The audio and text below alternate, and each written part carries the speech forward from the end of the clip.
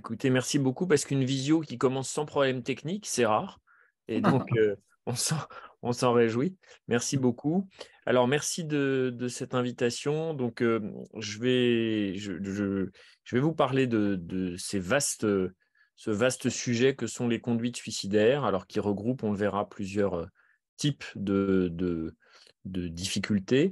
Donc, moi, je suis médecin à l'hôpital Sainte-Anne et j'ai maintenant, depuis plusieurs années, j'ai été chef de service à l'hôpital Henri Mondor à Créteil, donc dans le pôle du professeur Le Boyer. Et puis ensuite, donc, me voilà rattaché aux urgences CPOA de Sainte-Anne.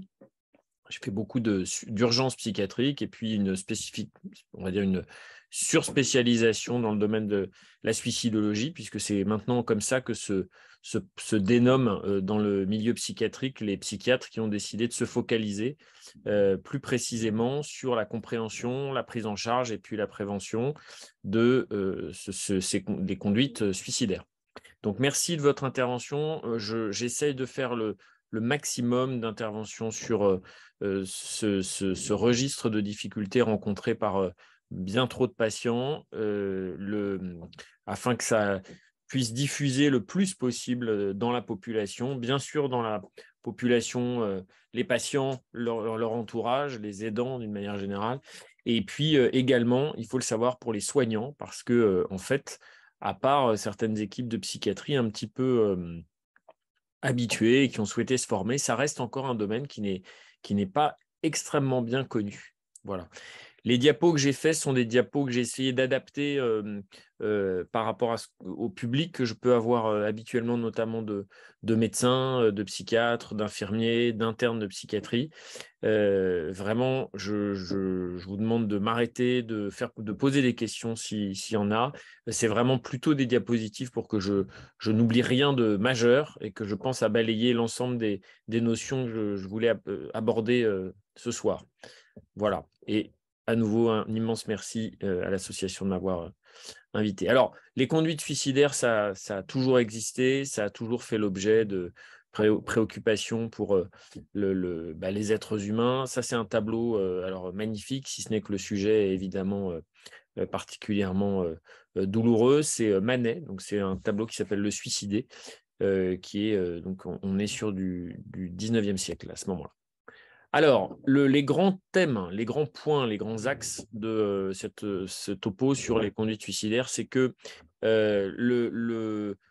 quand on s'occupe de patients susceptibles de présenter des idées suicidaires, donc ce qu'on appelle une crise suicidaire, il convient à la fois pour les médecins qui vont avoir, et les soignants qui vont avoir à s'occuper de ces situations, mais également pour l'entourage, d'être très au clair sur non seulement de s'affranchir de tout un tas d'a priori, et par exemple, on y reviendra, le sujet autour des tentatives de suicide, des idées suicidaires, est un sujet qui reste encore totalement imprégné d'idées fausses, d'idées a priori, voire de jugements moraux. Et par exemple, un truc qu'on entend très souvent, c'est oui, il a fait une tentative de suicide, il n'avait pas le courage d'affronter ses problèmes, par exemple, ce genre de choses. Donc, j'essaierai de vous dire, de vous répéter, de vous convaincre tous qu'à aucun moment, quand on a à épauler quelqu'un qui a des idées suicidaires, qui a fait une tentative de suicide, il faut placer la discussion, l'échange, sous l'angle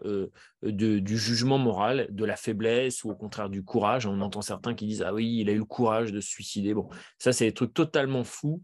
Il est interdit de penser ça quand on s'occupe de patients, a fortiori quand on est soignant. Mais vous verrez, j'en ai listé quelques-unes. Ça fait partie des idées qui sont dans la population générale, certes, mais aussi chez certains soignants.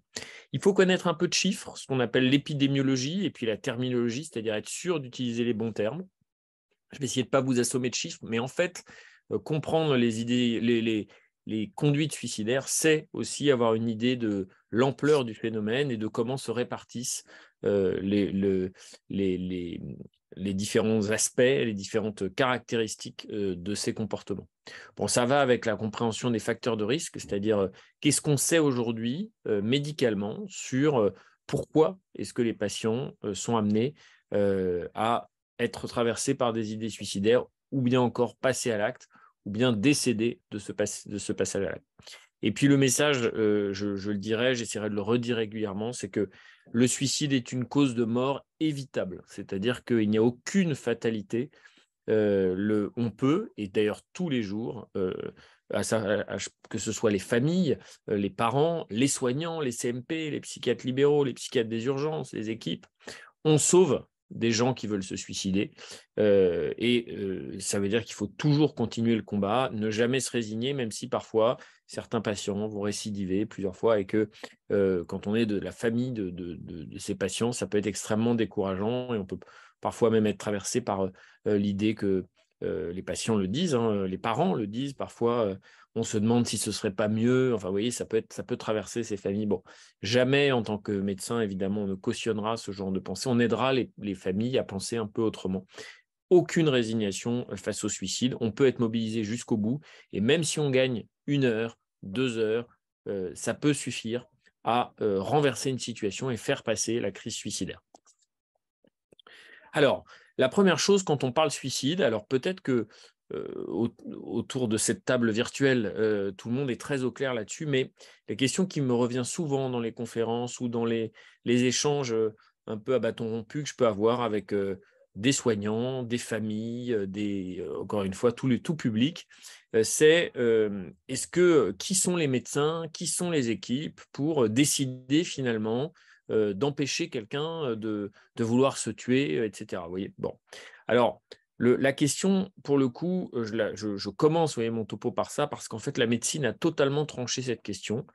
Alors, à la fois, peut-être que quand on fait des soirées où on discute philosophie et qu'on adopte un positionnement philosophique, il est peut-être possible de discuter de ça. En tout cas, quand on s'occupe de malades, ce qui est mon cas, quand on a des responsabilités soignantes auprès d'une équipe, etc., qu'on épaule des patients qui vont mal, qu'on les accompagne, il est totalement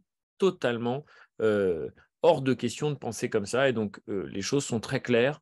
La médecine considère que quand on a envie de se suicider, ce n'est pas une volonté claire, ce n'est pas une envie claire, c'est surtout d'abord le souhait de vouloir arrêter de souffrir. Donc, on ne veut pas se suicider, on veut arrêter de souffrir. Et la seule solution, donc c'est une mauvaise solution à un vrai problème, un bon problème, entre guillemets, un vrai problème existant, qui traverse les patients en ce moment-là, une sensation d'impasse, c'est de vouloir mettre fin à ces jours. Mais on sait que cette crise est passagère. Parfois, elle peut durer, hein, mais c'est jamais un état qui dure toute la vie. Il y a la possibilité d'agir. On viendra un peu sur la prévention tout à l'heure. Le nombre, la grande majorité des patients qui ont pu être traversés par des idées suicidaires et même faire une tentative de suicide vont par la suite nous dire, mais heureusement que vous étiez là, heureusement que vous nous aviez parlé, heureusement que vous m'avez fait hospitaliser, heureusement que vous avez augmenté ce traitement, heureusement que vous avez appelé ma mère que je n'avais pas vue depuis un mois, qui ne savait pas comment j'allais mal, etc. Donc, aujourd'hui, le positionnement, et c'est le fil rouge un peu de toute cette intervention, clairement, on ne choisit pas de vouloir se suicider.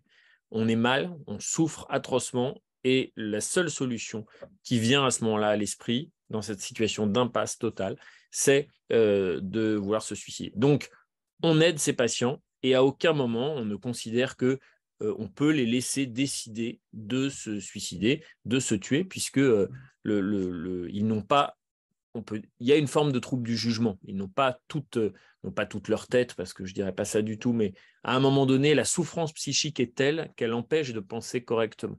Voilà. J'en profite pour balayer la question qui vient de temps en temps. Euh, le thème de ce soir ne concernera pas du tout les situations qui sont improprement appelées suicide assisté, de fin de vie, de réanimation, etc. Ça n'a rien à voir avec les situations dont on parle et pour lesquelles vous êtes là ce soir. Le terme est totalement impropre. Donc vraiment, on ne parlera pas du tout de ça. C'est pas les psychiatres qui s'en occupent, c'est pas nous qui gérons ça, et c'est pas du tout le même type de situation. Donc je le redis, le suicide et les tentatives de suicide ne sont pas le résultat d'un choix conscient, d'accord? Il y a la souffrance fait penser de travers et donc fait adopter un comportement comme le suicide ou la tentative de suicide. Il est hors de question de placer l'échange sur le terrain du courage, de la morale. Donc, on ne condamne pas moralement quelqu'un qui a voulu se suicider. C'est une aberration et c'est surtout totalement opposé à la possibilité de l'aider. Quand on condamne quelqu'un moralement, on ne peut pas l'aider. Hein. Donc, on ne condamne pas moralement et on ne juge pas sur l'aspect courage ou au contraire lâcheté. La tentative de suicide, les idées suicidaires et le suicide doivent être totalement considérés comme hors champ de ces jugements. Alors, la base de l'épidémiologie, de la compréhension des conduites suicidaires, c'est cette phrase qui peut être un peu choquante, mais qui doit être entendue comme telle. Même si on le verra, il y a des suicides qui ne sont pas reliés à l'existence d'une maladie psychiatrique. C'est quand même le principal pourvoyeur de comportements suicidaires. Et donc, même si ça peut échapper à certains médecins, certains soignants, oui, les maladies psychiatriques, alors on ne meurt pas en infectiologie, on ne meurt pas quand on a une maladie psychiatrique, hein, on meurt de tentatives de suicide notamment. Donc, on peut dire que les maladies psychiatriques sont des maladies mortelles. Dans le monde, ça représente 1 million de décès. Un petit peu moins, mais on est autour de 1 million de décès par an. Donc, vous voyez, depuis le début de ce topo, ça en fait déjà pas mal. Et bien sûr, si on considère les tentatives de suicide, je vais revenir sur les définitions, c'est encore plus, puisque heureusement, il y a plus de tentatives de suicide que de suicides.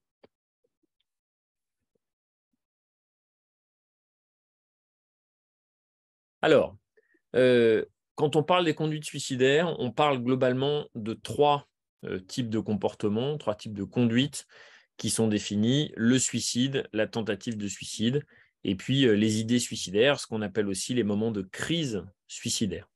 Alors, il est important de bien préciser les contours de ces notions.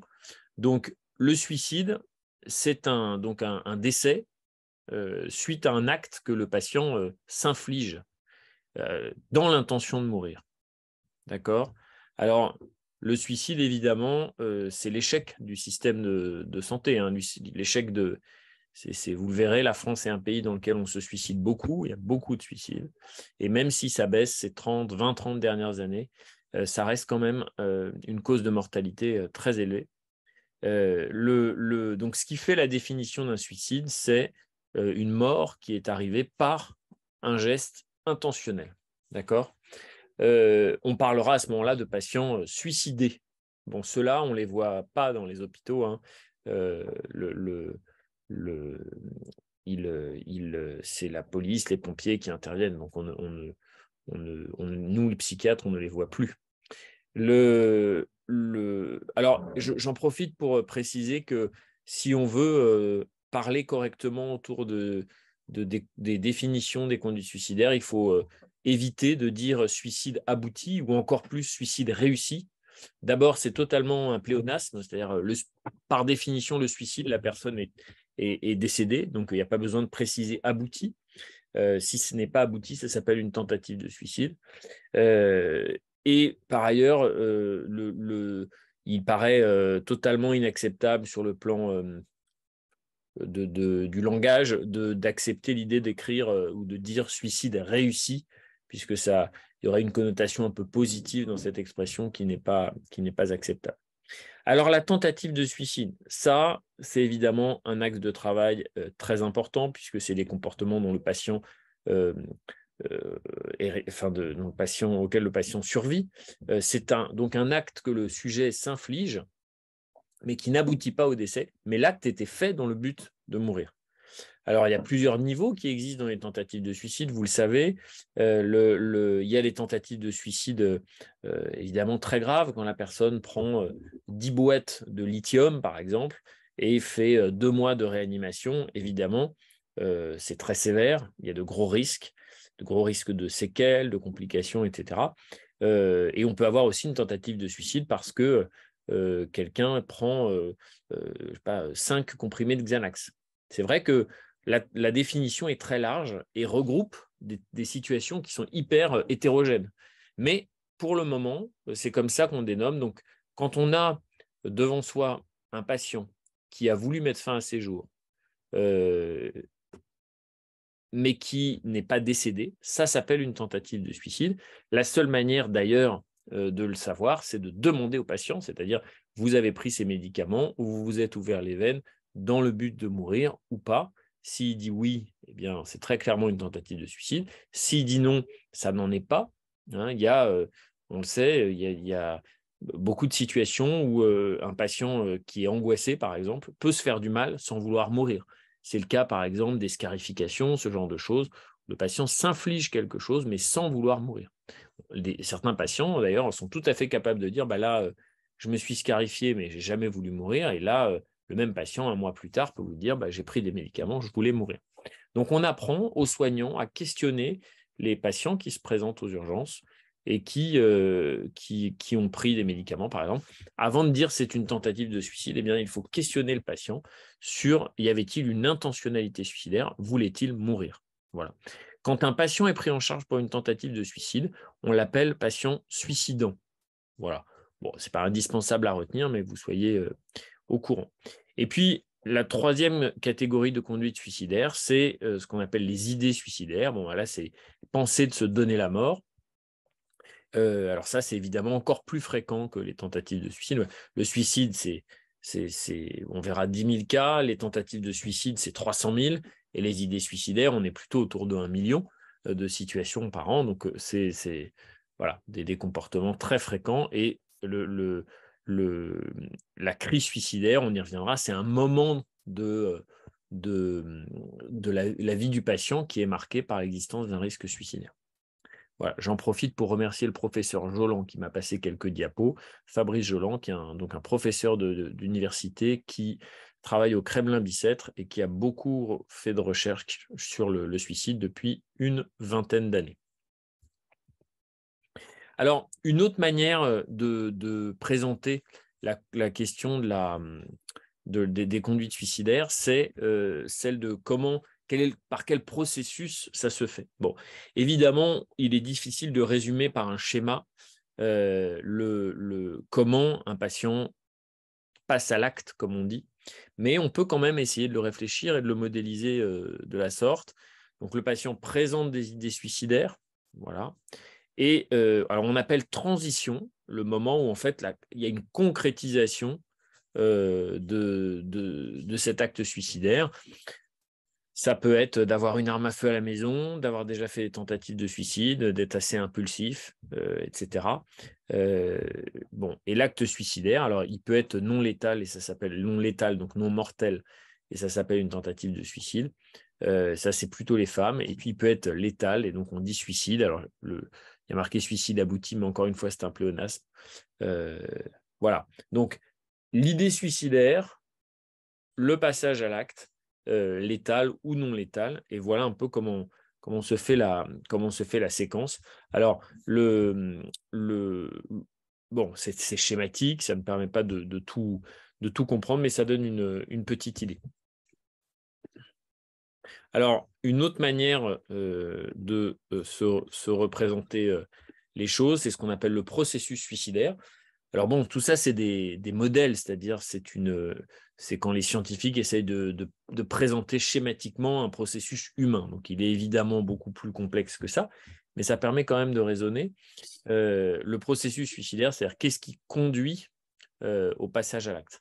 Clairement, le processus suicidaire, ça passe, donc c'est le patient, comment le patient, petit à petit, est dans l'impasse, il souffre, il cherche des solutions, il ne trouve pas. Les idées suicidaires apparaissent, se développent, sont de plus en plus envahissantes, reviennent régulièrement dans sa tête, et puis jusqu'à la construction d'un projet suicidaire. Alors évidemment, encore une fois, c'est schématique. Le patient, il peut aller jusqu'aux idées suicidaires, puis aller mieux, ça disparaît, puis ça revient. Alors, je crois que j'ai une petite animation derrière qui peut permettre de se donner une idée. Donc, le patient est dans une impasse, il cherche des solutions. Alors, je crois que mon schéma, il est pas mal, mais il s'arrête. Voilà. Il ne s'arrête pas tout seul. Voilà. Donc, on a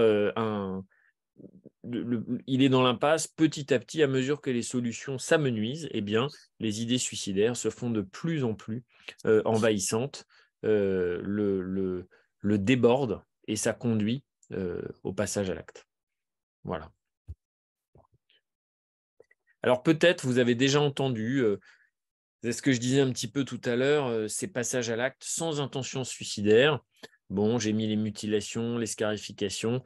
Ça se voit beaucoup chez les jeunes adultes ou les ados, qui sont des comportements un peu de flirt, je dirais, avec le danger, la mort, les sensations, qui ne sont pas vraiment des tentatives de suicide au sens de la définition que je vous ai donnée tout à l'heure, mais qui quand même indiquent qu'il y a une souffrance psychique. C'est quand même plutôt les jeunes patients, mais pas exclusivement. Alors un petit mot parce que c'est intéressant et c'est important que vous puissiez porter cette notion. Il a été bien montré maintenant depuis une quinzaine d'années, 15-20 ans, que les médias, donc les réseaux sociaux, etc., ont une responsabilité dans la manière avec laquelle ils communiquent sur le suicide d'un personnage public, qu'il soit d'ailleurs héros de romans ou de films, ou qu'il soit personnage ayant réellement existé, par exemple un acteur ou un chanteur.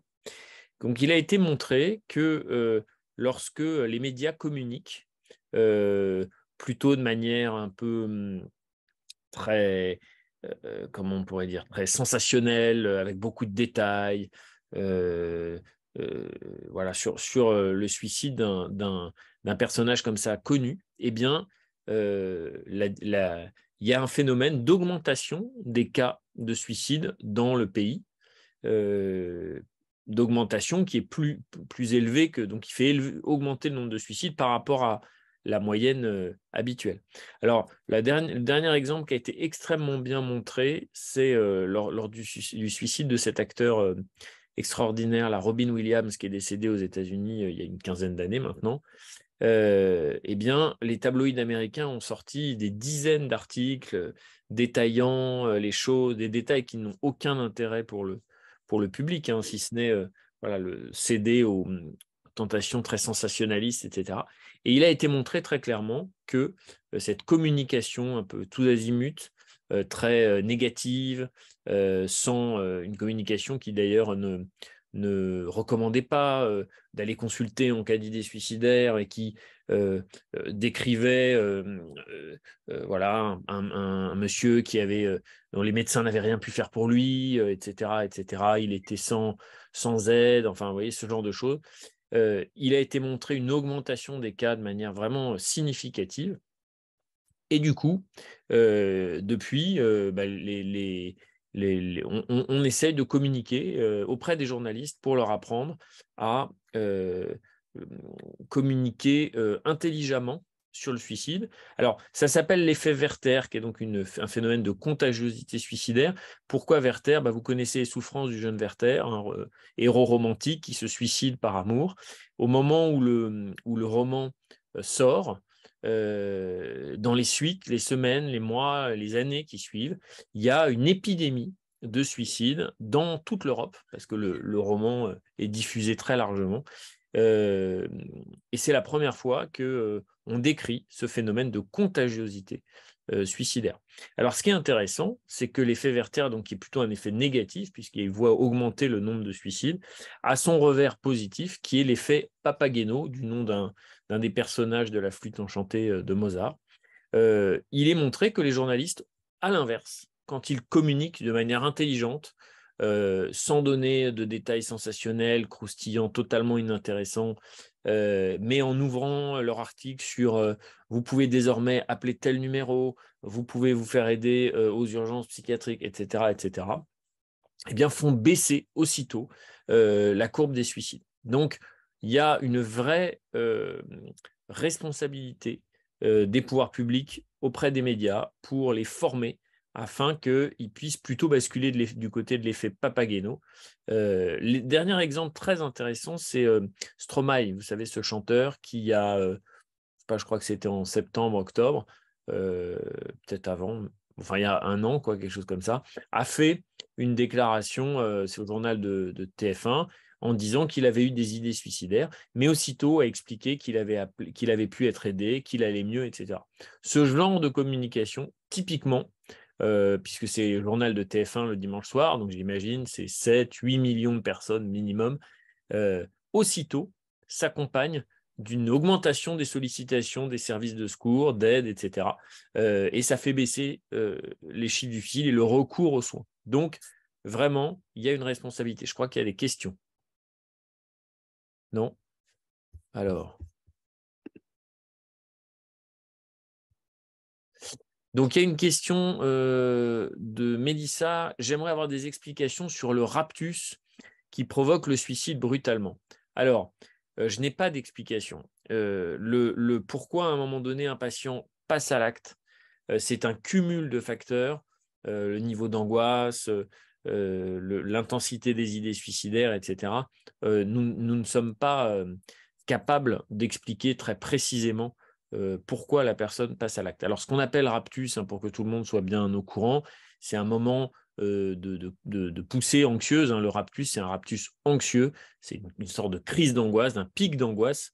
Effectivement, c'est un élément, le raptus anxieux, qui peut faire passer à l'acte. Heureusement, tous les raptus anxieux, dans leur grande majorité, ne s'accompagnent pas d'un passage à l'acte. Mais c'est un des éléments qui peut faire basculer une situation fragile.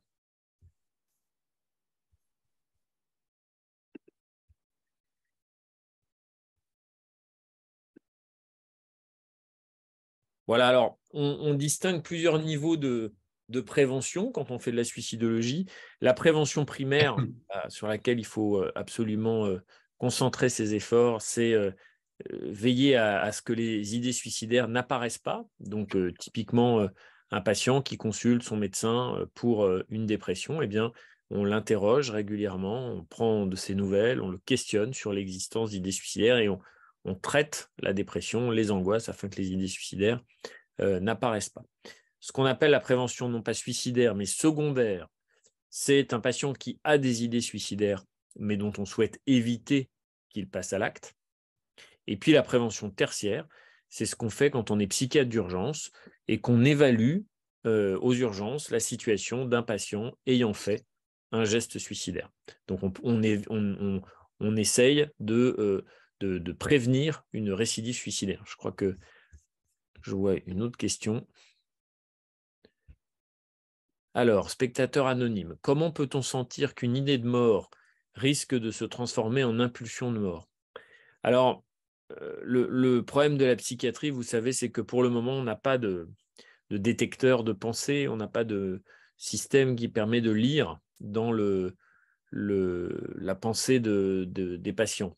Donc, je n'ai pas de réponse très précise.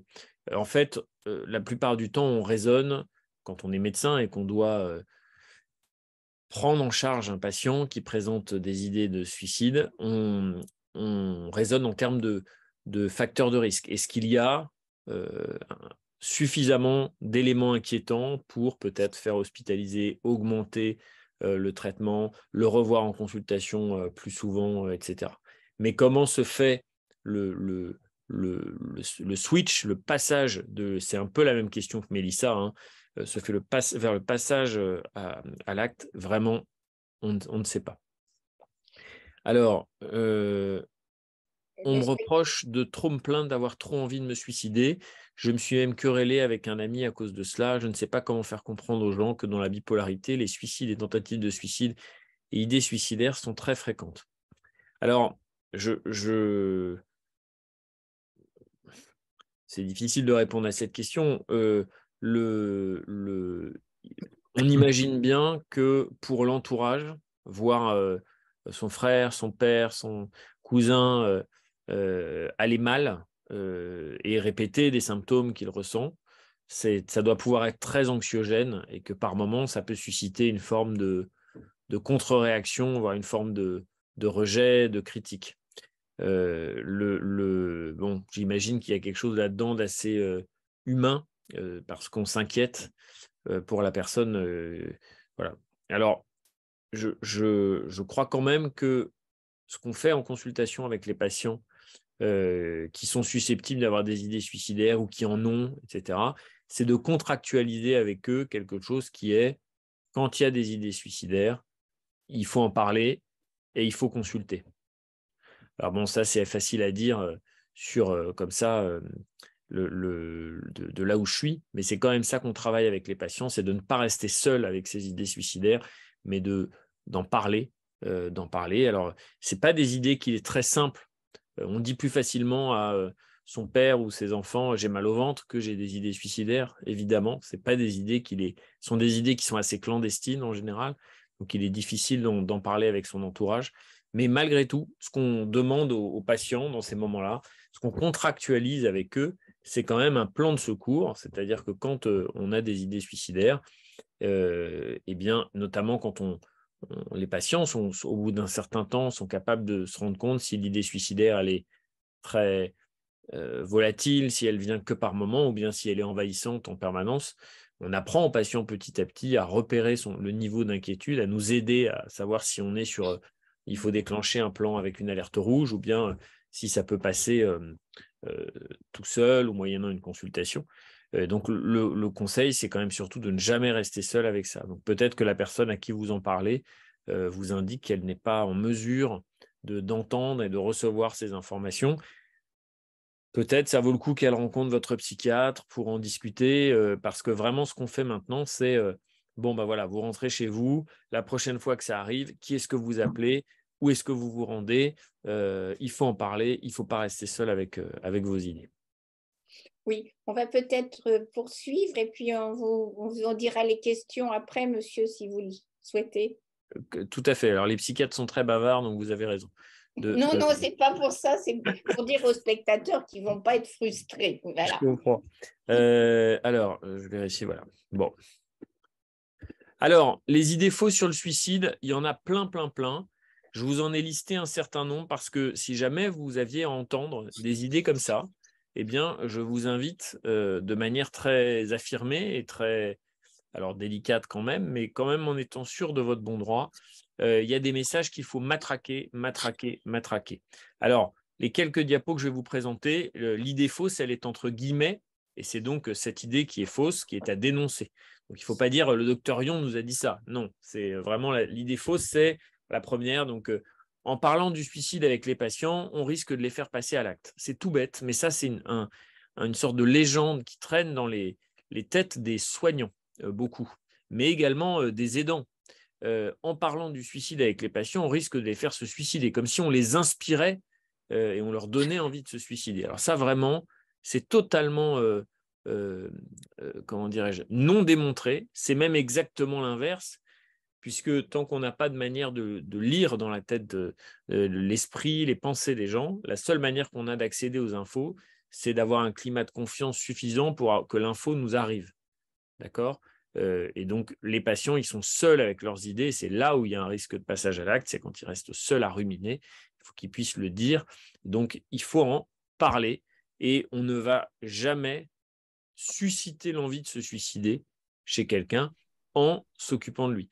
C'est tout bête, mais vous savez, on apprend aux médecins, aux infirmiers à poser la question. On fait des jeux de rôle, on fait des formations pour ça, à poser la question aux patients, avez-vous des idées suicidaires?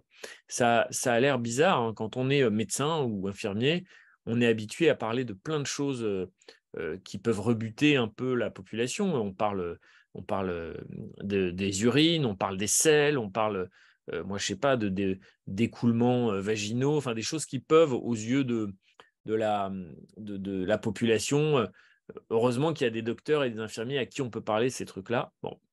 Et on est, nous, soignants, très à l'aise avec ça. Mais sur la question du suicide, ça reste vraiment encore quelque chose de très tabou.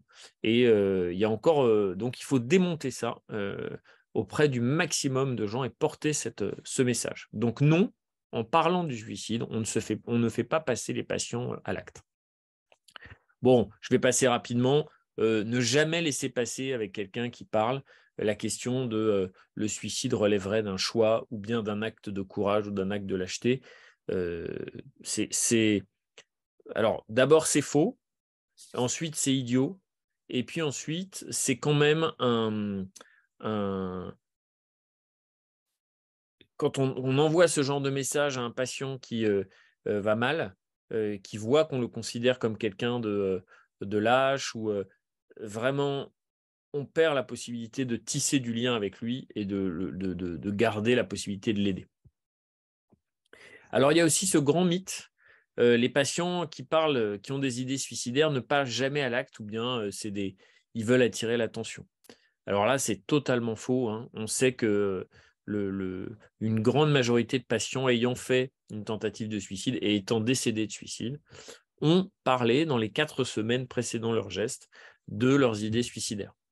Donc ça veut quand même dire quelque chose. Ça veut dire que dans 80% des situations, quelqu'un avait l'info et n'a pas su quoi en faire. Donc je n'en veux pas, évidemment, il ne s'agit pas d'en vouloir aux personnes qui ont eu l'info, mais il y a quelque chose qui manque là-dedans et il faut faire baisser ce chiffre. Vraiment, quand on a l'info que quelqu'un a des idées suicidaires, il faut consulter un médecin, il faut appeler le 3114, on va y revenir, etc.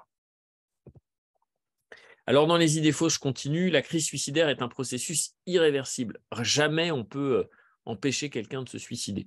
Bon, ça, c'est totalement faux. On le fait tous les jours. Tous les jours, un patient vient avec des idées suicidaires, on va modifier son traitement, on va appeler son CMP, on va le faire hospitaliser, on va appeler ses parents, on va appeler ses enfants, on va appeler son conjoint, on va mettre en place un plan de sécurité, une consultation rapprochée, etc., etc. Et tous les jours, on sauve des vies avec ça. Donc ça, tout est possible, ne jamais se résigner, il n'y a rien de fatal, il n'y a aucune fatalité possible, quoi. Et enfin, limiter l'accès aux moyens de suicide ne sert à rien. Alors, il y a un grand axe de la politique de prévention du suicide, sur laquelle on reviendra tout à l'heure, qui est de limiter l'accès aux moyens de suicide. Et on a dans notre société aujourd'hui tout un tas de mesures qui sont prises pour ça, notamment par exemple mettre des rambardes de sécurité dans le métro, mettre des filins de sécurité auprès de la Tour Eiffel ou sur les ponts en hauteur, faire des conditionnements de médicaments qui soient moins en quantité moins importante, etc., etc. On peut toujours agir pour limiter l'accès aux moyens de suicide.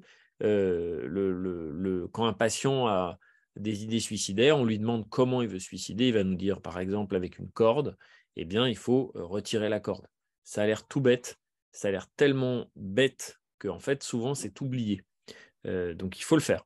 Il faut se poser la question. Et pareil, quand vous êtes dans l'entourage immédiat. Alors, vous me direz, quand quelqu'un est dans une maison, on ne peut pas tout retirer, c'est certain. Mais quand un patient vous dit « j'ai un moyen précis pour faire, c'est les médicaments », bah, il faut cacher les médicaments ou les rendre en pharmacien, etc. Le patient, ça nous laisse toujours le temps d'agir avant qu'il ait identifié un éventuel moyen, autre moyen de se suicider. Alors voilà, quelques chiffres. On dit qu'il y a une dizaine de milliers de suicides par an en France. Alors c'est un chiffre qui est en baisse constante depuis une vingtaine d'années. C'est énorme, hein. C'est 3 fois plus que les accidents de la route, donc c'est beaucoup. Alors là, le chiffre, c'est un chiffre qui, pour les tentatives de suicide, donc les TS, les tentatives de suicide, c'est clairement un chiffre qui est sous-évalué. On pense qu'on est plutôt autour de 250 à 300 000 tentatives de suicide par an. En France, tout ça, c'est les chiffres français. Il y a 1 million de patients qui traversent des crises suicidaires, enfin 1 million de crises suicidaires par an.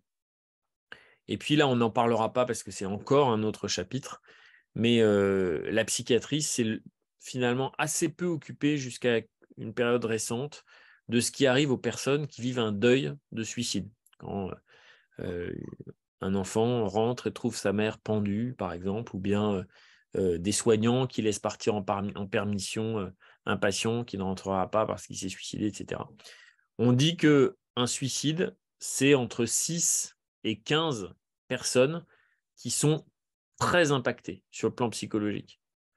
Donc, quand il y a un suicide, c'est un coût extrêmement élevé sur le plan psychique, sur le plan émotionnel, évidemment sur le plan financier, sociétal, etc. Mais je dirais que ce n'est pas la première préoccupation.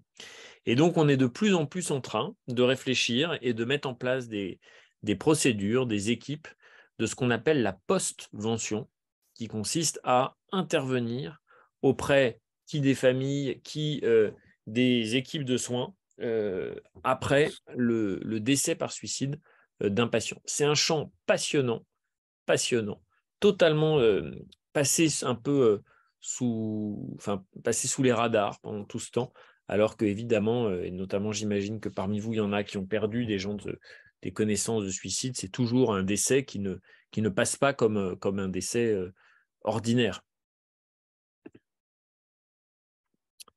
Alors, si on regarde un peu plus près, le suicide. Alors, le suicide, on a dit 10 000 décès par an. Je vous passe sur le fait qu'il est difficile d'avoir des chiffres en temps et en heure pour le suicide en France. On a toujours 5-6 ans de retard minimum pour avoir les chiffres récents. Donc, par exemple, là, je vous ai mis des chiffres de 2009, on en a de 2016, les plus récents, et on est à un peu moins de 10 000, mais on est quand même sur 10 000, autour de la dizaine de milliers. Et plus intéressant, à mon avis, retenir que la France est un pays dans lequel on se suicide beaucoup. Il y a un fort taux de mortalité par suicide. On est à 16 pour 100 000 habitants, ce qui fait de nous, vous voyez, un pays.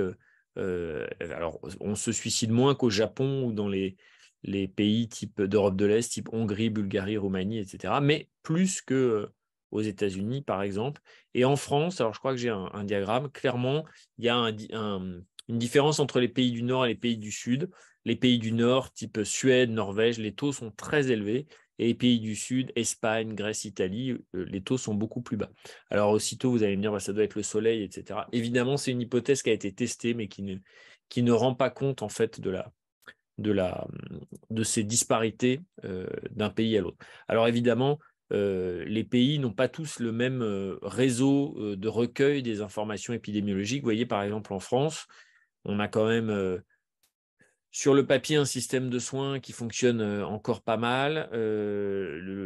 L'accès aux soins, même s'il est très très imparfait, permet quand même à de nombreux patients de se soigner. Et malgré ça, on n'a pas des chiffres très actualisés. Donc, on imagine bien que dans des pays en situation politique ou économique difficile, eh bien, le recueil soit moins informatif. Alors bon, je ne vais pas vous assommer de chiffres. Ce qu'il faut juste voir là-dedans, c'est que globalement, depuis, vous voyez, voilà, début des années 80, donc une quarantaine d'années, eh bien, les chiffres ne font que baisser. Ça, c'est sûr, on se suicide moins qu'avant. Ça reste quand même, vous voyez, 10 000 situations. Quand on pense que sur ces 10 000 décès, eh bien, il y en avait 80% qui ont dit j'ai envie de me suicider dans les 4 semaines qui précèdent. C'est sûr qu'on se dit que le parcours de soins du patient, la circulation de l'information, savoir à quelle porte frapper, etc., est encore quelque chose qui ne fonctionne pas très bien. Alors, le suicide, c'est plutôt les hommes. Il faut savoir ça. C'est plutôt les hommes. Et globalement, le pic de suicide, c'est là où il y en a le plus, c'est après 70 ans. Voilà. Ça paraît un peu bizarre. Spontanément, on peut penser que c'est plutôt les jeunes, mais non, les jeunes, c'est plutôt les tentatives de suicide. Et on dit que c'est 30% des suicides qui surviennent après 70 ans. Et c'est donc plutôt les hommes. Alors, les moyens pour se suicider sont clairement sont très différents d'un pays à l'autre. En France, pour se suicider, ce qui est utilisé le plus, c'est la pendaison et l'arme à feu. Les médicaments arrivent assez loin derrière. Voilà. Bon, alors voilà, pour regarder un petit peu le paysage européen. Vous voyez, on est sur la France est quand même plutôt à gauche dans le diagramme, c'est-à-dire auprès des taux de suicide les plus élevés. Alors, bon, ça c'est le taux moyen, mais sinon, vous voyez, ça c'est tous les pays voilà, qui font plutôt mieux que nous. Alors, un petit mot sur les disparités régionales. Vous avez en noir là les régions qui sont les plus touchées par le suicide. Voilà. Bon, là encore, il n'y a pas d'explication simple qui peut rendre compte. On a envie de penser que c'est vrai que ce sont des pays qui sont fortement touchés par l'alcoolodépendance, clairement, mais ça ne suffit pas à rendre compte de ces chiffres. Bon, ce sont par ailleurs du coup des régions qui sont le plus en pointe dans les recherches sur le suicide. Les tentatives de suicide. Alors, les tentatives de suicide, je vous ai dit, il faut maintenant retenir qu'on est au moins à 200 000 par an, sont plutôt des femmes, voilà, et sont surtout des jeunes. Le problème de la tentative de suicide, ce qu'on craint, c'est qu'un patient qui est passé à l'acte une fois est beaucoup plus à risque de repasser à l'acte une deuxième fois. Donc, un patient qui a des idées suicidaires et qui a déjà fait une TS quelques jours, quelques semaines, quelques mois, quelques années plus tôt, c'est forcément un critère d'inquiétude supplémentaire.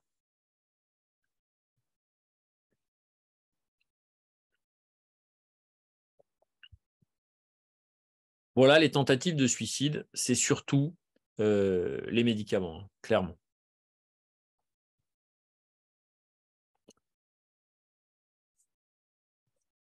Voilà. Les médicaments, en fait, il est assez difficile à moins de connaître certains médicaments particulièrement toxiques, heureusement, la plupart du temps, les médicaments n'aboutissent pas au décès. Vous voyez, le chiffre quand même à retenir, c'est qu'un patient ayant fait une tentative de suicide, sur 2 quasiment, va récidiver dans l'année qui suit. Donc c'est toujours très préoccupant quand on se retrouve aux urgences à devoir voir un patient qui a fait une tentative de suicide. On sait que c'est quelqu'un qui est donc non seulement un rescapé, un survivant, mais qui est aussi un récidiviste possible.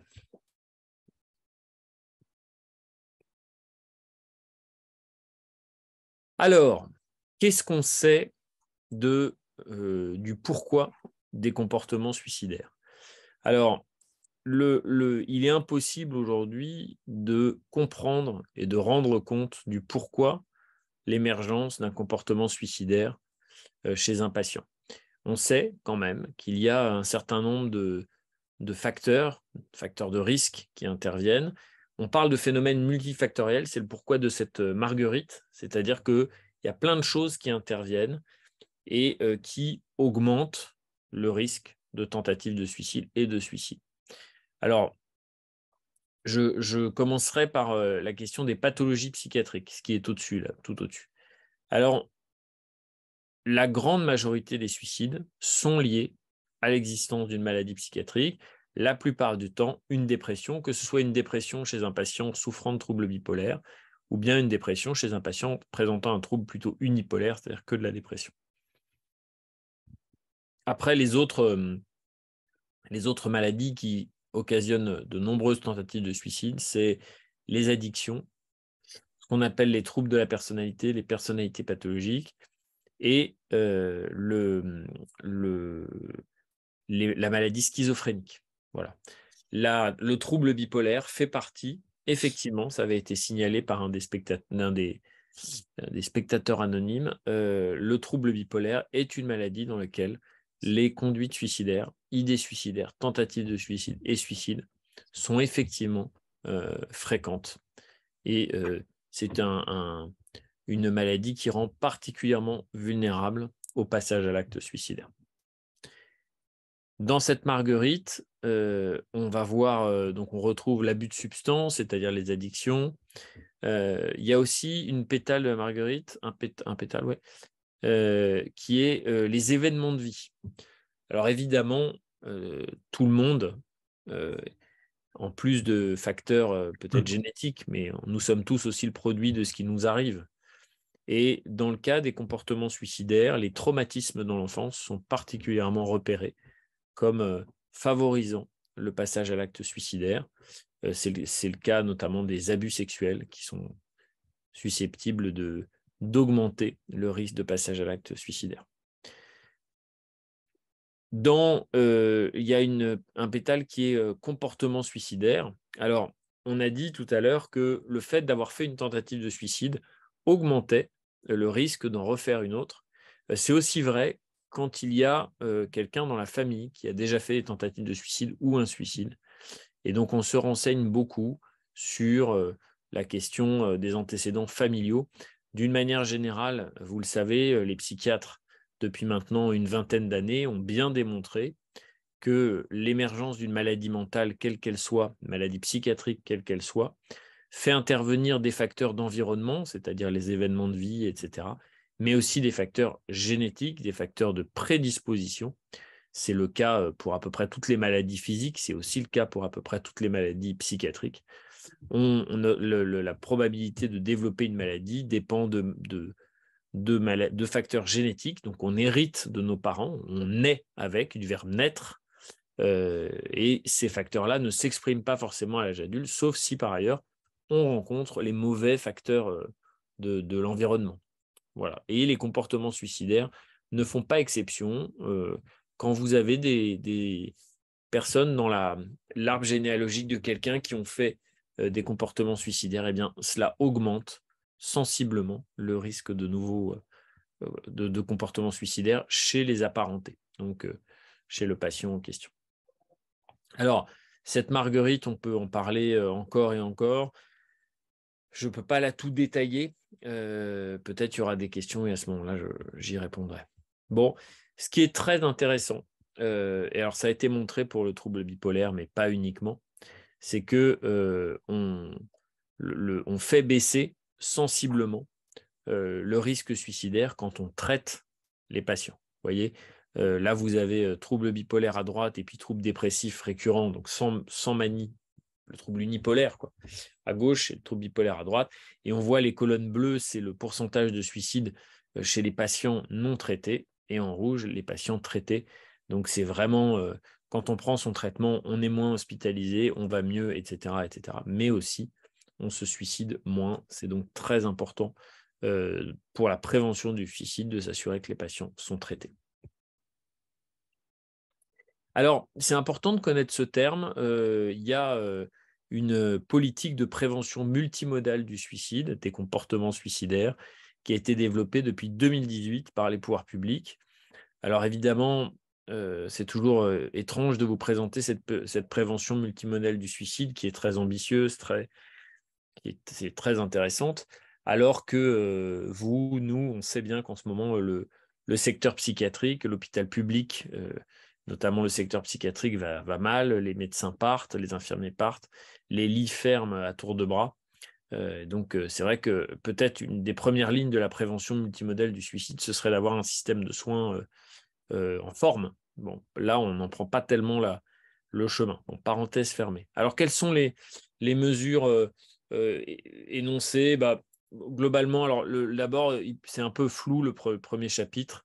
C'est des mesures des mesures un peu générales, mais quand même, peut-être on peut citer la question d'œuvrer pour la déstigmatisation de la maladie mentale et de la psychiatrie. Bon, ça, vous êtes bien placé pour savoir que les maladies soignées dans les dispositifs psychiatriques, qu'ils soient CMP, qu'ils soient cabinet, hôpital, sont des maladies avec un très haut niveau de stigmatisation, évidemment. Alors peut-être de manière plus concrète, la prévention qui est proposée par le ministère. Alors, il y a lutter pour limiter l'accès aux moyens létaux.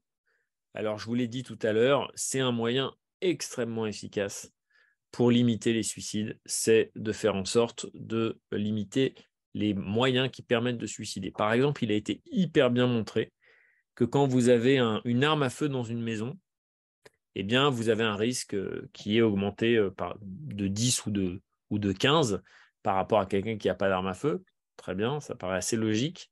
Mais si déjà l'arme à feu est mise dans un coffre avec un cadenas, eh bien, vous baissez à 2 ou 3 fois plus de risque que la population générale au lieu de 10 ou 15. Vous voyez, il y a vraiment une réflexion sociétale, mais aussi individuelle dans les familles à faire pour limiter l'accès aux moyens de suicide. Un des trucs vraiment tout bêtes qu'on demande aux patients, aux familles de faire, c'est de rapporter les stocks de médicaments. Voilà. Quand quelqu'un fait une tentative de suicide, par exemple, on demandera à ses proches qu'ils nous rapportent les boîtes de médicaments.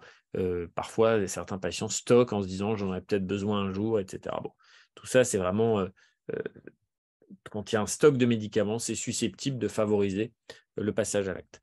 Alors, dans les autres axes de prévention, il y a la formation. Bon, eh bien, c'est ce qu'on s'efforce de faire, hein, de former, sensibiliser. Voilà, il y a plein d'études qui ont été faites, notamment dans certains pays du Nord, où on montre que quand on forme les médecins généralistes, eh bien, le taux de suicide diminue. Bon, traiter correctement la maladie mentale, etc., etc. Peut-être un petit focus sur ce qu'ils appellent prévention ciblée. Vous voyez qu'apparaît le programme de surveillance, de veille, vigilance que je vais vous présenter ensuite. Bon, la postvention, ça j'en ai un peu parlé. Alors, dans les messages à faire passer, puisque le temps passe, ouais, les grandes nouveautés quand même à saluer. Alors, j'imagine que vous connaissez ce numéro. Il est ouvert depuis maintenant septembre 2021. Le centre parisien du 3114 est ouvert depuis 15 jours. Il est adossé à mon service, donc j'ai participé à sa mise en route et c'est un peu sous ma responsabilité, donc j'en parle avec vraiment beaucoup de confiance. Jusque-là, quand quelqu'un habitait en région parisienne, eh bien, il tombait sur un répondant, hein, depuis 1 an et quelques, qui était plutôt à Lille. Bon, le centre de Lille faisait 24 heures et absorbait les appels de Paris. Depuis lundi 16, eh bien, il y a un centre parisien, donc il s'agit, hein, le principe, c'est une écoute par un professionnel, 24-24, donc au 3114, ou que vous appeliez en France. En fait, il y a une géolocalisation de l'appel. Quand vous appelez, vous êtes adressé au 3114 le plus proche. Et alors bon, le numéro est jeune, hein, il a 1 an, un peu plus d'1 an, mais vous avez un interlocuteur professionnel qui est susceptible de vous orienter. Voilà. Alors, un petit mot de vigilance, parce que vigilance, clairement, le 3114, c'est le numéro à conseiller à tout le monde. Vous avez un copain qui ne va pas bien, il ne sait pas quoi faire, vous lui donnez le 3114, il faut recommander à tout le monde d'appeler ce numéro. C'est clairement en cas de crise suicidaire, en cas de mal-être aigu avec des idées suicidaires, il faut appeler, c'est vraiment fait pour ça.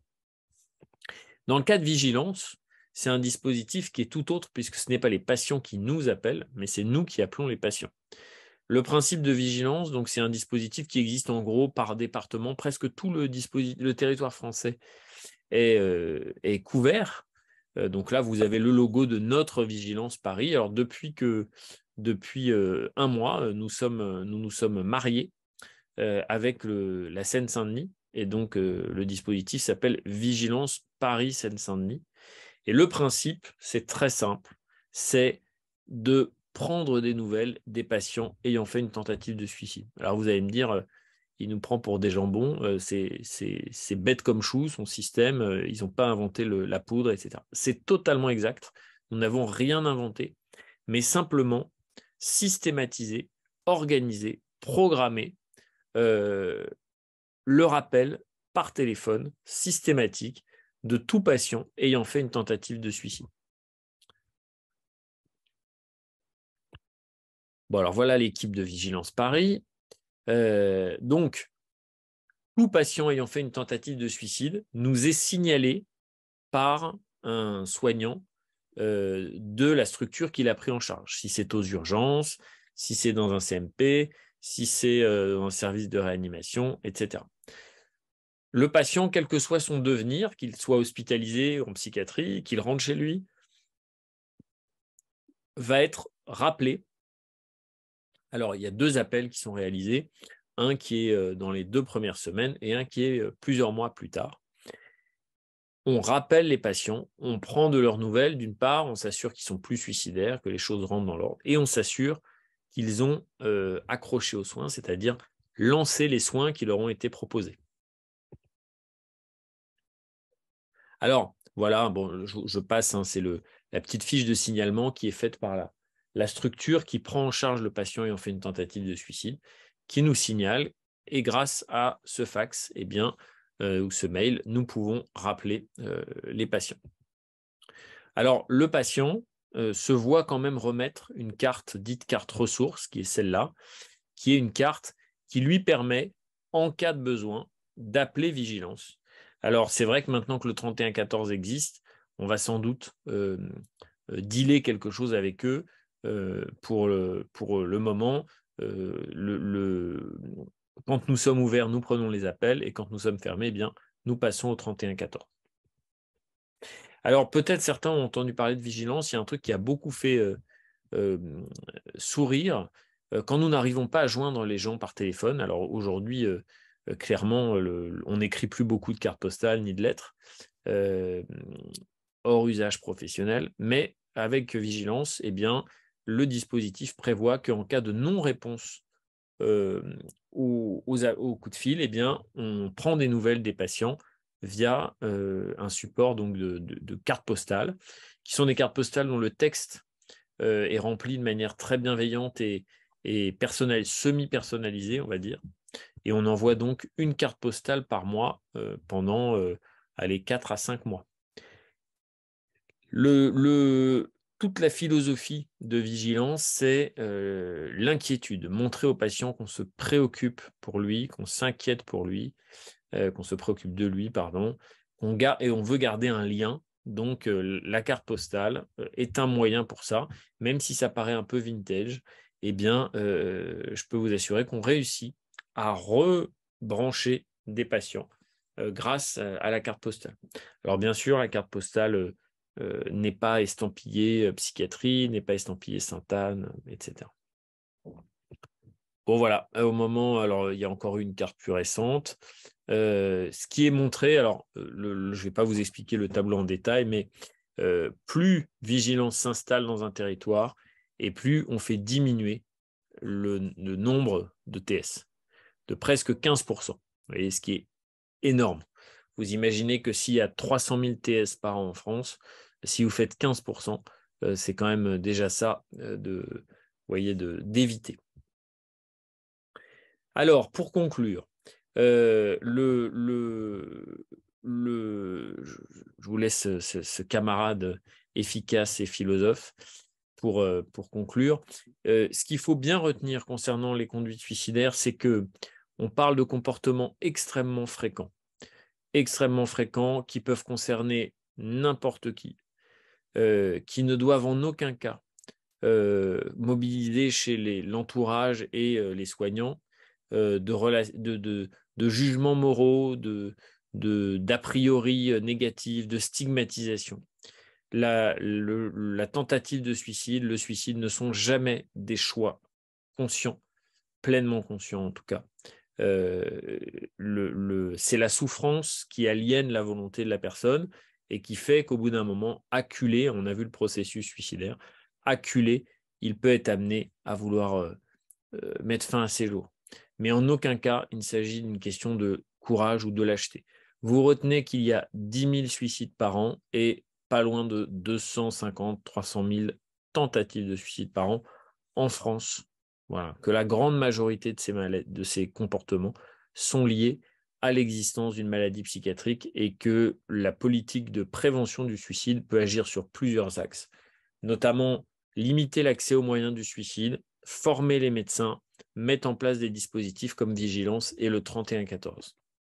Voilà, et je vais mettre en fond d'écran peut-être pendant les questions ce numéro. Merci beaucoup, Monsieur Lyon. C'est très intéressant, très, très intéressant. Alors, quelques questions. Alors, comme là, il y a une spectatrice, Catherine Durand-Munier, là, qui a posé la question dès le début. Peut-on aborder le thème des pères aidants? Bon, il y a beaucoup de pères aidants en santé mentale, notamment dans les troubles bipolaires. Et puis, nous considérons comme des pères aidants, puisqu'on fait des groupes de parole et tout ça.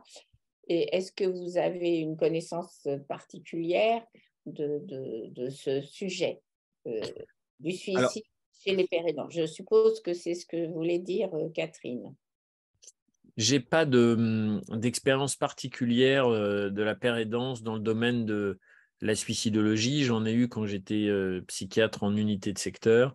C'est la prise en charge, l'accompagnement de patients susceptibles de faire un passage à l'acte doit reposer sur la mobilisation du plus grand nombre des structures de soins, des partenaires que sont les pères aidants, qui peuvent aussi être de bons conseils dans ces moments-là. Il s'agit vraiment de briser l'isolement, de faire en sorte que le patient puisse parler, émettre ses idées suicidaires et rencontrer un médecin ou un soignant dans un temps qui permette de l'aider. Donc, je n'ai pas d'expérience précise, moi, sur la pérédance dans le domaine de la suicidologie, mais je suis sûr qu'il y a des choses intéressantes à faire, clairement. Merci. On a une question de Génier qui dit doit-on gérer, traiter, prévenir les idées suicidaires des enfants de la même manière que les adultes? Alors oui, rien ne les distingue. La différence, c'est que je dirais que les structures de soins ne sont pas organisées de la même manière. Classiquement, on dit que, et les chiffres le montrent, hein, il y a beaucoup, beaucoup moins de suicides chez les enfants que chez les adultes. Le suicide chez l'enfant est exceptionnel. On a des raisons de penser, des petits signaux d'alerte, mais encore une fois, on ne peut pas l'affirmer statistiquement pour le moment, qui disent qu'il y a eu plus de passages à l'acte depuis 2-3 ans dans le contexte de la crise sanitaire.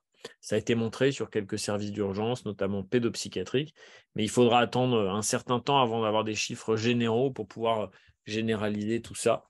Donc oui, en tout cas, des idées suicidaires chez un enfant sont à considérer avec autant de sérieux que chez un adulte. Et il faut vraiment, on l'a vu au début, encourager les gens à parler de leurs idées suicidaires, de ne pas rester seuls avec ça. Alors, il y a une question de Suzon. Serait-il possible d'avoir des informations sur la prescription de la kétamine en cas d'idées suicidaires, je suppose? IDS. Alors, ça fait partie des techniques de soins qui sont en train de se développer, qui ne sont pas encore officielles, c'est-à-dire qu'il n'y a pas ce qu'on appelle l'autorisation de mise sur le marché. C'est une molécule qui est utilisée en anesthésie au départ et puis dont il a été suggéré des effets favorables sur les idées suicidaires. C'est réservé pour l'instant à l'usage de certains centres, soit en perfusion, soit parfois en pulvérisation nasale. Donc les centres qui le pratiquent ont des résultats qui sont très encourageants. Mais pour l'instant, c'est quand on va chez son psychiatre, on ne peut pas lui demander une prescription de kétamine. C'est une prescription qui est quand même très engageante. Il faut une surveillance particulière. Il peut y avoir des effets secondaires. C'est une drogue dysleptique aussi qui est utilisée à usage récréatif. Et donc, c'est un encadrement qui est encore assez serré, quoi. Donc, c'est très encourageant. C'est une des pistes soulevées dans les perspectives de la prévention du suicide dans la politique de prévention multimodale du suicide. Oui, alors, il y a aussi de Mélissa. Le père de mon fils s'est défenestré. Mon fils est bipolaire. Impossible de condamner les fenêtres. Avez-vous une solution? Alors, j'ai pas de solution technique, mais ce qu'on comprend du message de Mélissa, c'est qu'il y a une vulnérabilité familiale et que donc il faut encourager la prise en charge de son fils, ce qui a l'air d'être ce qui est sans doute fait. Et effectivement, il part avec une vulnérabilité au comportement suicidaire qui est plus élevée que la population générale et que les autres patients bipolaires, clairement. Alors, on a une question d'un spectateur anonyme qui dit « La maladie bipolaire, comme les autres pathologies psychiatriques, est d'une souffrance extrême et inhumaine que seuls les patients comprennent. Comment fait-on quand son mari est dans le déni et aussi toute la famille proche et que tous les appels au secours n'ont pas été pris en compte ?» Alors, c'est évidemment assez émouvant comme question. C'est effectivement une source de souffrance extrême. Je pense que quand même les soignants l'approchent aussi, la mesure de de l'intensité de cette répercussion. C'est d'ailleurs pour ça qu'on est quand même engagé dans des... Alors, on continue à travailler dans des conditions difficiles pour les patients et parce qu'on sait que ce sont des maladies qui rendent extrêmement vulnérables. J'ai pas forcément de conseils de recettes miracles précises. Il y a des processus qui peuvent prendre du temps. On peut avoir quelqu'un qui met du temps à entendre quelque chose, notamment quand il s'agit de lui expliquer qu'on présente une maladie psychiatrique comme le trouble bipolaire. De plus en plus, quand même, il y a des ressources pour les familles qui existent. Alors, il y a les associations, il y a des groupes de parole. Dans les centres experts, il y a de la psychoéducation qui peut permettre aux proches de comprendre quelque chose. Alors, vous me direz, il faut qu'il y aille, etc. Évidemment. Mais il y a quand même des choses qui existent. Et peut-être la première étape, c'est quand même de proposer au psychiatre de recevoir le conjoint pour lui répondre à ses questions. On peut avoir effectivement des conjoints qui ne croient pas, qui ne sont pas convaincus que leur conjointe présente tel ou tel trouble. C'est en général vrai pour les formes atténuées, parce que quand c'est des formes caractérisées sévères, c'est rare que le conjoint n'y croit pas. C'est plutôt quand ce sont des formes à minima. Et les psychiatres ont quand même un peu assoupli leur position, je crois, par rapport à il y a 20-30 ans. Ils travaillent davantage avec les familles, fort heureusement. Avant, il y a 20-30 ans, ce que les psychiatres de l'époque disent, hein, c'est que la position, c'était quand même, on parle pas au conjoint.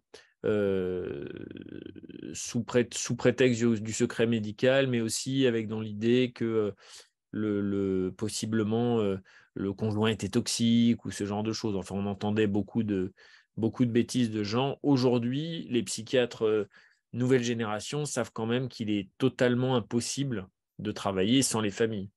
Un conjoint qui est dans le déni, c'est quand même une forme de perte de soutien nette. Et donc, sur l'évolution, ça fait quand même une aide en moins. Bon, ça peut prendre du temps, hein. Moi, j'ai suivi énormément de patients souffrant de troubles bipolaires quand j'étais à Créteil. Ça peut nécessiter plusieurs années avant que ça bouge. Euh, le déni dans ce genre de situation, c'est souvent une protection contre l'angoisse, hein. C'est trop difficile d'accepter l'idée que son conjoint ou sa conjointe présente une maladie. Donc, tenir bon, demander l'aide de son psychiatre pour recevoir les enfants, le conjoint, enfin, et savoir que ça peut prendre du temps. D'accord, Il y merci. a un autre spectateur, quid de l'isolement du patient, souvent amplifié par la maladie. Effectivement, le patient seul, isolé, sans famille. Alors, clairement, le premier levier pour prévenir le suicide, c'est faire du lien, c'est les contacts, etc. C'est pour ça que les dispositifs comme le 3114 existent. C'est pour ça que les dispositifs comme Vigilance existent. Il s'agit d'aider le patient à avoir toujours un recours possible, y compris quand sa maladie l'a contraint de s'isoler. C'est rarement un choix volontaire de s'isoler quand même. C'est souvent le produit de la maladie, peur du regard des autres, pas d'argent, un physique qui ne plaît pas, enfin une mauvaise image de soi, enfin voilà, etc. Donc tout ce qui permet de briser l'isolement, de créer du lien. Et moi, je crois beaucoup aux dispositifs téléphoniques. Alors, je ne dis pas du tout que le téléphone va remplacer une consultation psychiatrique, ça n'arrivera jamais. Mais clairement, aujourd'hui, les consultations psychiatriques, ça peut être dur à obtenir, y compris quand on est déjà suivi. Et s'il y a un lien par téléphone, parce que le 3114, comme Vigilance, on rappelle les gens quand ils vont mal. C'est-à-dire qu'on peut avoir les patients 2 fois, 3 fois par semaine au téléphone pour les garder en contact. Donc, c'est un truc de plus qui est moins contraignant que d'aller au CMP, qui est gratuit et qui est un conseil professionnel par téléphone. Donc, je recommande. C'est un aspect de la réponse.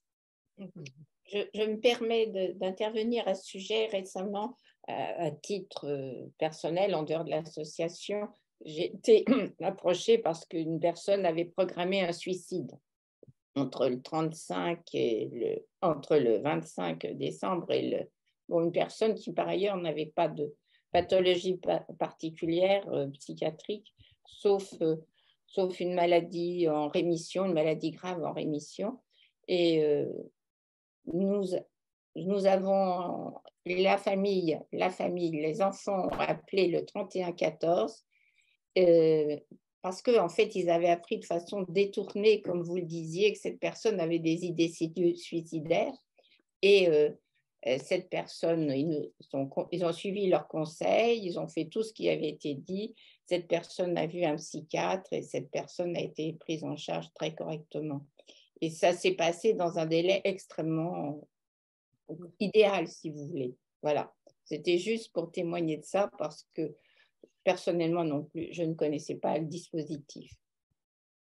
C'est très important votre témoignage. Alors il y en a plein d'autres évidemment. Le 3114, c'est une centaine d'appels par jour hein, sur toute la France.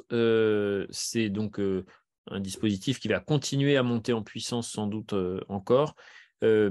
L'appel débouche régulièrement sur des démarches, c'est-à-dire c'est pas simplement on écoute, on écoute, on évalue, on fait un devis de la situation et ensuite on va contacter le CMP, le service d'urgence à côté, éventuellement le SAMU si nécessaire, c'est rare mais ça arrive.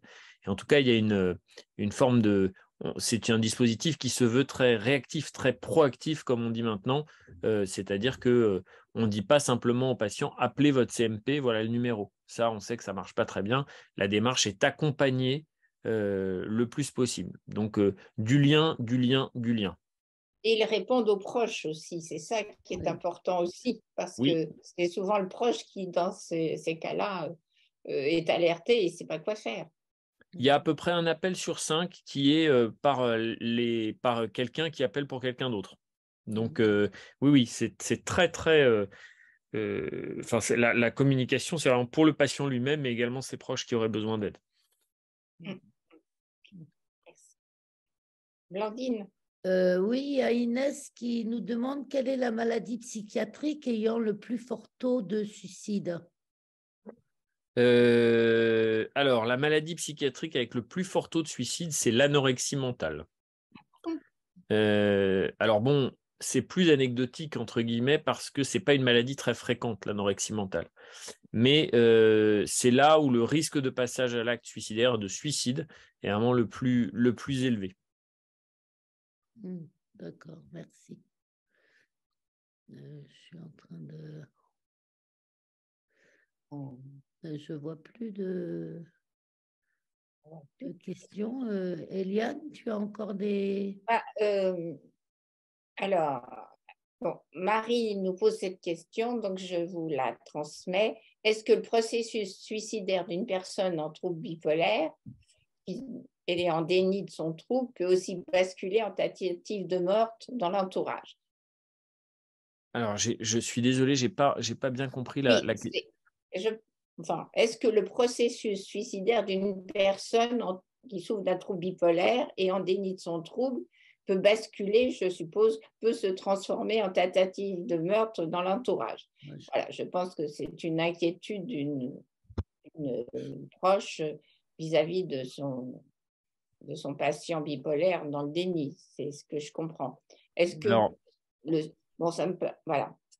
En la matière, alors on ne peut rien exclure totalement. Le risque de passage à l'acte sur autrui, la dangerosité pour autrui, elle est quand même minime.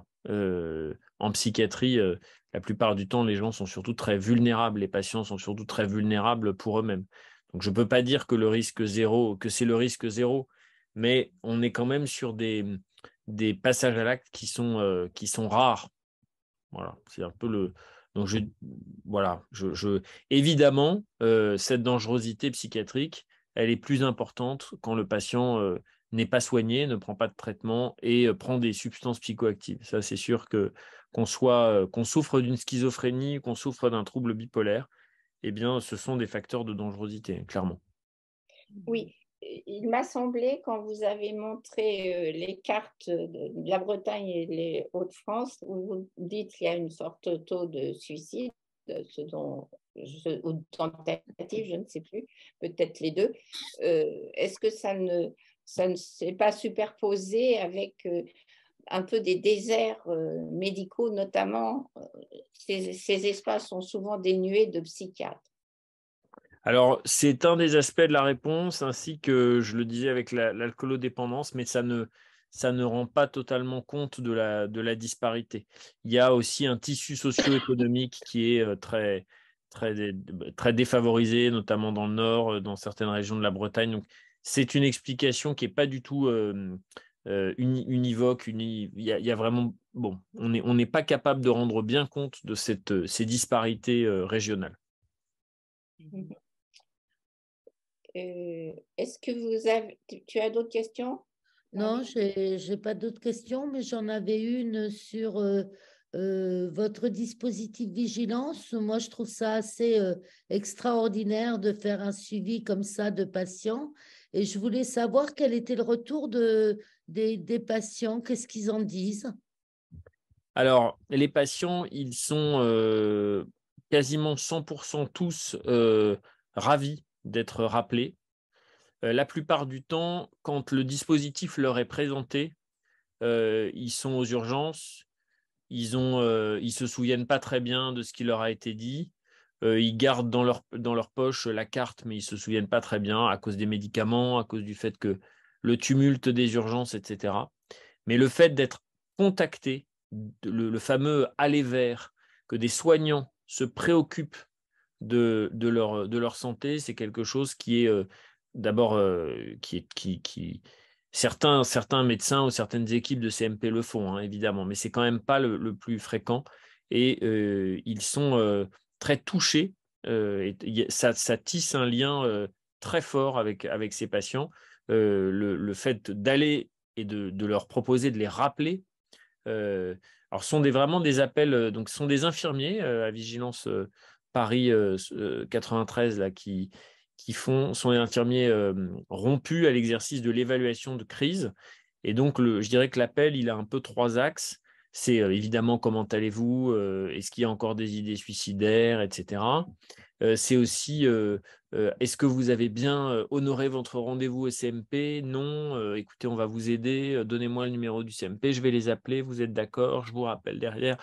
Et puis, si vous en êtes d'accord, comme ça n'a pas l'air d'aller terrible, on vous rappelle après-demain, etc. Donc, même si le dispositif vigilance sur le papier, l'algorithme prévoit deux appels, un au début et un à la fin, donc un dans le premier mois et un le 6e mois, eh bien, en fait, un patient sur deux va bénéficier d'appels supplémentaires un certain temps, le temps que la situation soit stabilisée et l'accueil est, je vous dis, humainement, c'est très fort ce qui se passe.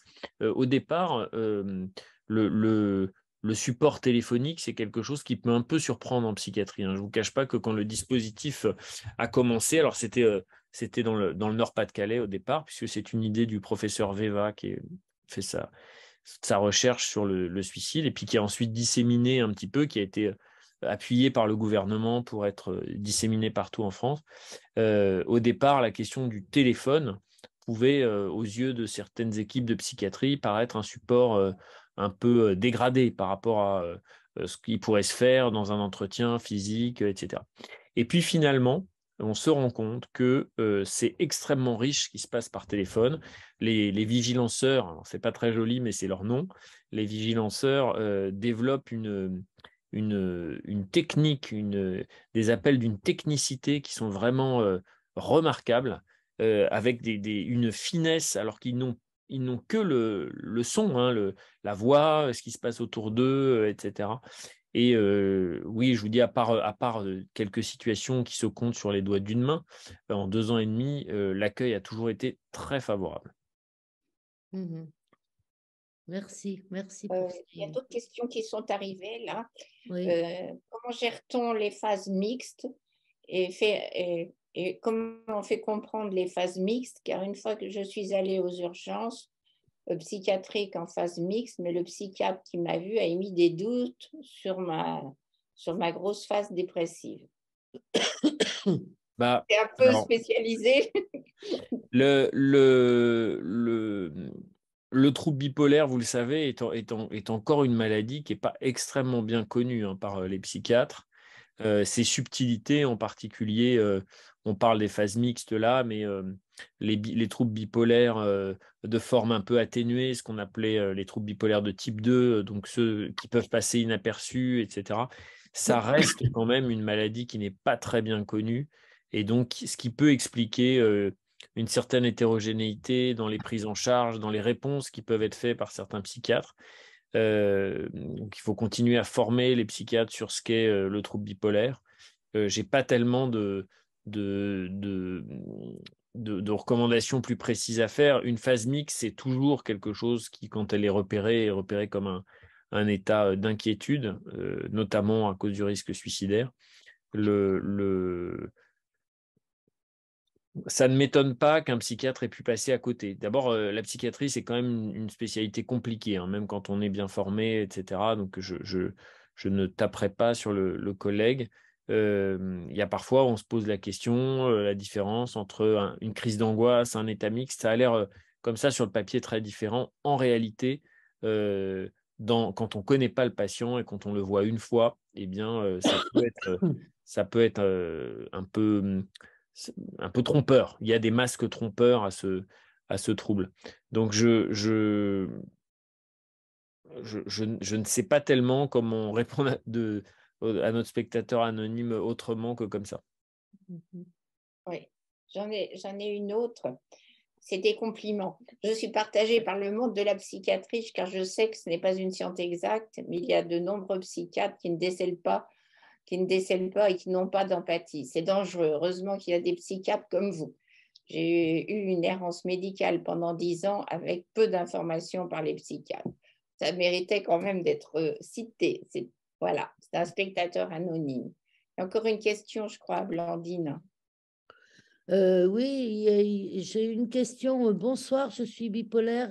Dès que je rentre dans les phases dépressives, j'ai toujours des idées suicidaires très intenses, jamais une dépression seule. Est-ce que la kétamine pourrait m'aider? Si oui, dans quel hôpital en région parisienne l'obtenir? Alors, j'imagine que oui. Moi, je ne suis pas un grand spécialiste de la kétamine, mais j'imagine que oui. Globalement, les centres hospitalo-universitaires de la région parisienne sont équipés pour bon nombre de cette technicité, de cette drogue, enfin, entre guillemets, de cette substance, cette drogue anesthésiante.